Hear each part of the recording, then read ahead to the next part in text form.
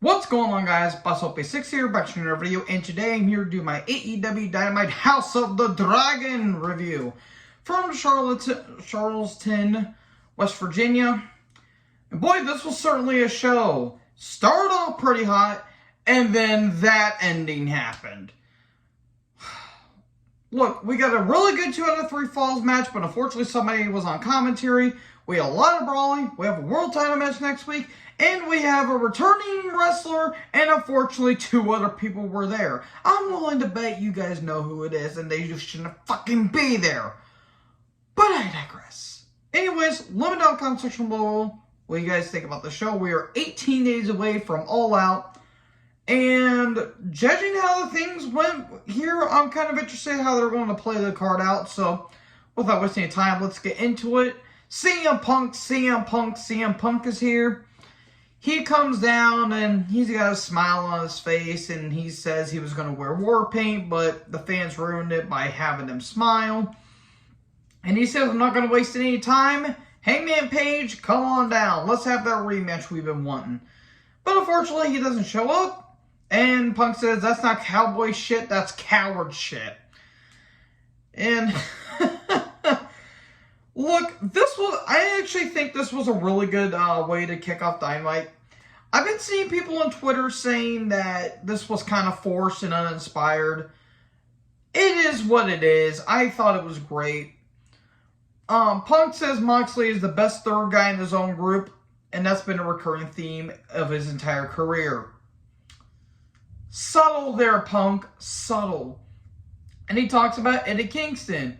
He says he's the third best Eddie I've been in the ring with, and the second best Kingston I've been in the locker room with.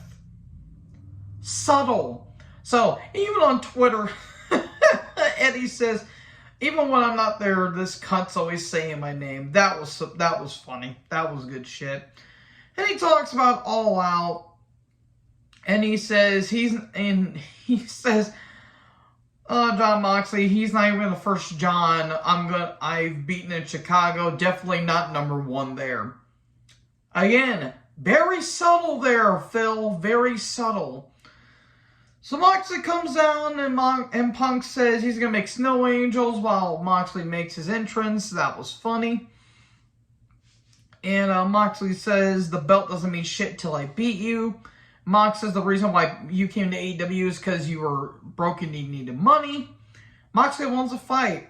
And Punk says, well, we have a pay-per-view match at All Out, so even if I touch you, you'll start bleeding on me already.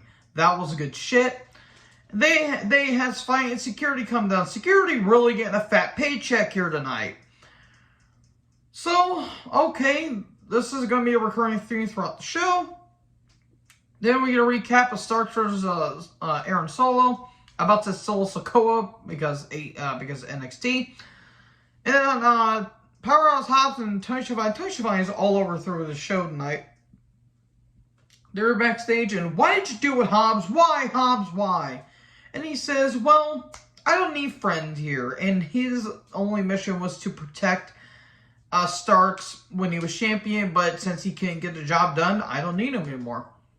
Okay, it's kind of simple, kind of a standard, reasoning, but hey, as long as Starks is going to get pushed and get featured in some way, I'm all for it. And yes, I know my hair looks fucking weird. It looks like a wig for some reason, like a 1800th century wig, but I don't care, I'm rolling with it.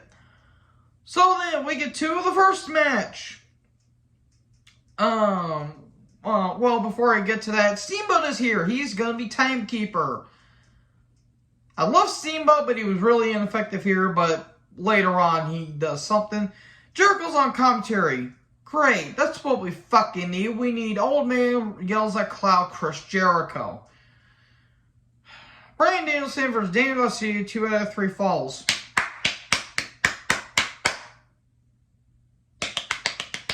This was some good shit here. Lots of technical stuff here.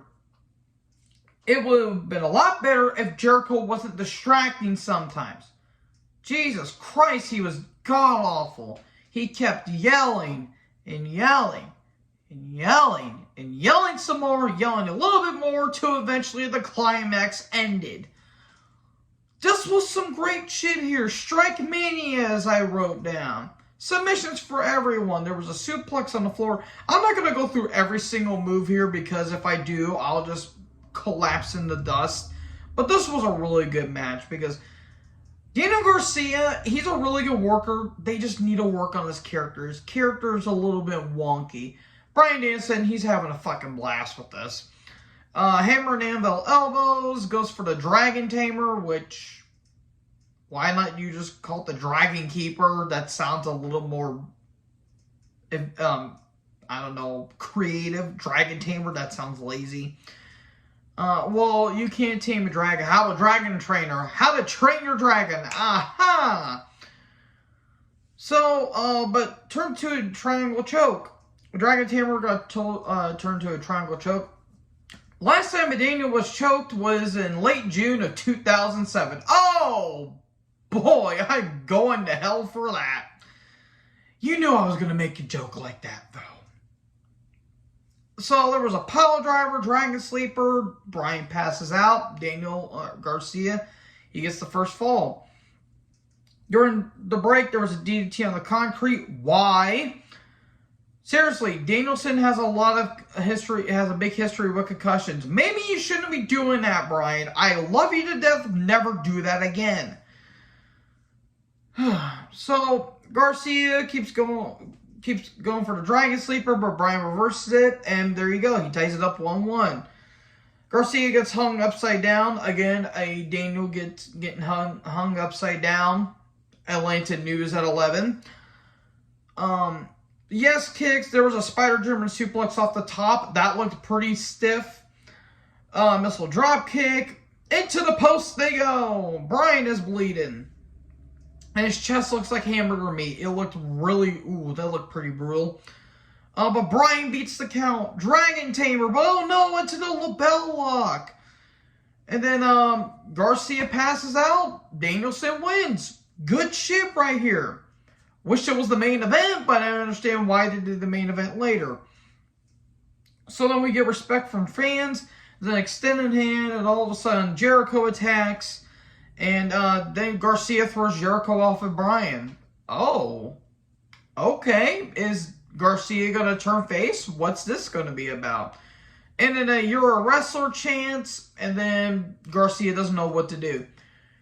He needs to emote. That's another thing, too. He doesn't have a lot of good facial expressions. It's just the same face that he has. He needs to work on that. Again, he's a really damn good wrestler. He just needs to work on a few things. But that being said, this was a damn good match. Jericho just kind of sucked the life out of it sometimes on commentary. But that's Chris Jericho for you. So, Shivani, Private Party, and Swerve in their glory backstage. They're having a tag team title match on Rampage. And Private Party says we're going to take the titles back to the Andrade office thing. I forgot there's still a partnership with Andrade. That's how much of a fuck I gave about this. Nees and Sterling come down, but all of a sudden Moxley attacks. He wants Punk. Punk comes down. Security stops him. And Claudio is literally basically holding... This is how strong Claudio is. But Claudio's literally holding Moxley like he's a fully grown child. It's fucking hilarious. So, Jericho 2.0 and Shivani are backstage. And what was that whole thing about with Garcia? And Jericho's like, well, we're gonna see what happens next week, Garcia. I want you to be in a ring with me, and we're gonna talk this out. Then Steamboat shows up and he says, "You're not the same as you were when we locked horns the last time," because they fought in 2009 in a really damn good underrated match at Backlash. And he says, "It's same you, same shtick, same everything." It's really glad to see Steamboat happy. I'm glad he's doing okay because one of the best of all time. I argue the best babyface in all of wrestling. I mean, the matches with Flair, the match with Savage at Mania 3, it's the classics. I mean, Steamboat was one of my favorites of all time, and I'm glad he's doing all right. He's surprisingly, I think he's rocking either the Biff Byford or the Ricky Morton look. That's cool. At least the hairdo. And Steamboat's thinking about how I should mentor Garcia. And Jericho calls him a washed up old man, basically. Ironic coming from Jericho. He's a bit of a hypocrite. And Menard keeps poking at Steamboat, keeps saying you're nothing, and then Steamboat chops Menard. Okay, that was the best paycheck that he's ever gotten. Oh, Ricky, God bless you. So then the Varsity Blondes took on the Gun Club. Literally 30 seconds and the Gun Club wins. Billy is proud and they all hug. It's all a big happy family. And all of a sudden Stokely shows up. He probably wants to know if he wants to be in on the hug as well because he's that short. And all of a sudden the Guns attack Billy and JR almost said holy shit, which I thought was hilarious. I want to say another thing too, just a little bit off topic. Why are people bashing JR on Twitter for saying, oh, he ruins the show. He ruins every single show. The dude does not give a fuck. When he calls out bullshit, he calls out bullshit. And when he takes the piss out of things, it's fucking hilarious. I don't care what anyone says. Though, with that being said, I kind of agree with some of the fans. JR does sound like a cranky old guy, but at the same time, the dude is there to get paid. I don't blame him. He's been through a lot of shit lately.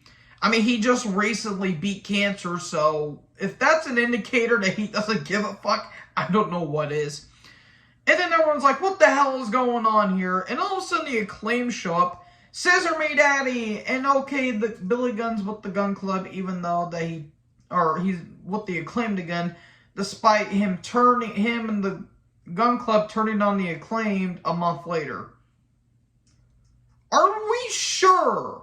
Are we sure Tony Khan is okay? Just saying. So, Lethal Dutt and the big tall motherfucker, a.k.a. Satnam Singh, they challenge Wardlow and FTR to a match at All Out. Oh, God, that's gonna be a match.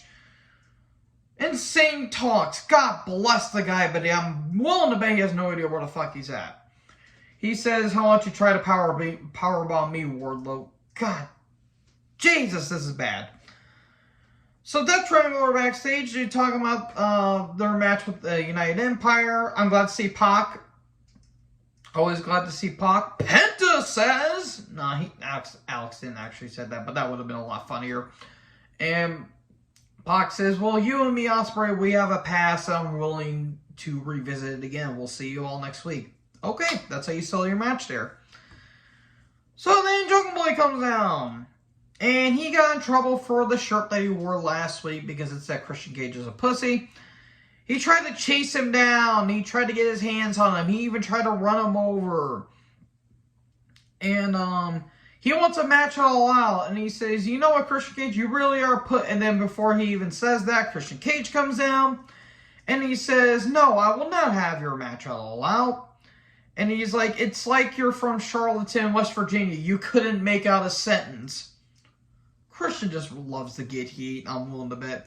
He says he doesn't want to fight, he wants to fix. The fans call bullshit. Christian Cage says, you're like family to me, Jungle Boy. I'm like your father. You're like my son. I love you and all that stuff. Jungle Boy's thinking about it. Then he brawls with Cage. Cage tries to retaliate and he says he hates his guts. And then a stomp on Cage's head onto the steps. That looked pretty stiff. Okay, if this is going to lead to a match, either it's going to be a no DQ match, it has to be some kind of stipulation, because if it's just going to be a regular match, then that kind of defeats the purpose of all the Cage's heat. So many things can happen at All Out. So then Kylie King took on Toni Storm. Okay, I'm glad to see Kylie King. She's pretty, and she's pretty underutilized a lot, but that's a lot for the dark elevation talent. The match was fine. I mean, at least they got their shots in. In the end, Pendulum DDT, Storm wins. Rose is backstage and she looks disapproved. Could this lead to a Thunderstorm heel turn? Or a Thunder Rosa heel turn? Maybe. I don't know if that'll sit with me, but if it works, then it works. They're going to be having a match All Out for the Women's Championship. I'll be all for that. So, we get a Trust Busters and a Best Friends video package. They're going to be having their Trios tournament title match, or Trios tournament match on Rampage, I think. And you could clearly tell I really care about this tournament. We get a Rampage rundown, then the Zach Clayton and a Hook video package. God, I butchered that terribly. Okay. I don't know who Zach Clayton is. I haven't seen any of his work on Dark or Dark Elevation, so if the guy impresses me, I'll eat my crow, but don't really care. We get a Rampage, or we get a Dynamite rundown. The world title match is next week. Okay, I'm questioning why, but at the same time, I think I know what's going to happen. Though they could have saved it for the pay-per-view. I'm not going to spoil it. In case I'm wrong, or unless they do a swerve and it just turns out to be no contest and it actually has to be sold at the pay-per-view. But if it leads to eventually what it's going to lead into, then it sold off beautifully because it's been built up for months. You know what? Fuck, I'm just going to say it right now. MJF's going to show up. MJF's going to probably show up. If he shows up next week, it'll lead to a triple threat most likely. In my opinion, I would have had Punk versus Mox for the title. Punk wins and then MJF attacks, then set up that feud. And eventually, MJF will get the world title. I think in the end, MJF's going to get the world title. But whatever happens will happen next week. So then, oh boy, Rush, Andrade, and Dragon Lee come down.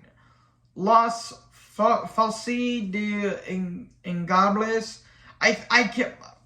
My Spanish is a little bit worse than my Japanese, I swear. But... Ingranables, that's how it's actually pronounced. I don't know how to say the middle part. They come down, and here comes the Bucks. Hooray! We all love to see the Bucks. Is their partner Cutler? Cutler hands Roberts a report, or Roberts a card, or a paper. Listen to all the accolades. It's Kenny Omega, and he's back, and all the fanboys are creaming their pants. And guess who he's with? Don fucking Callis and Nakazawa. Fucking damn it! We cannot get rid of Don fucking Callis and Michael Nakazawa.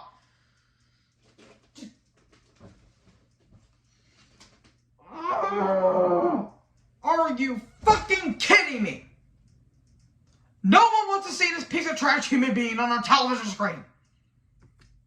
And that is how you ruin a return, ladies and gentlemen. You pick someone that's a piece of shit and someone that doesn't fucking go there.